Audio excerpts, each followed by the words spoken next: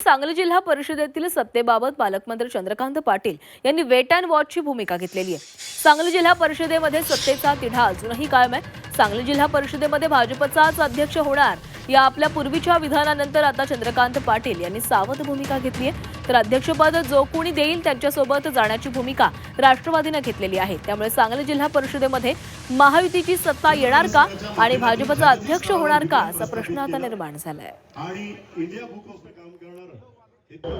सांगली जिल्ह्याची जिल्हा परिषदेच्या अध्यक्षपदाच्या निवडणुकीच्या बाबतीमध्ये आम्ही वेट अँड वॉच बघूया काय काय होतं। अजित पवार गटाचे काल सांगितलं की म्हणून म्हटलं ना, कोण 1.25 वर्ष देईल म्हणून म्हटलं ना की बाजूने आम्ही राहील म्हणून म्हटलं की वेट अँड वॉच।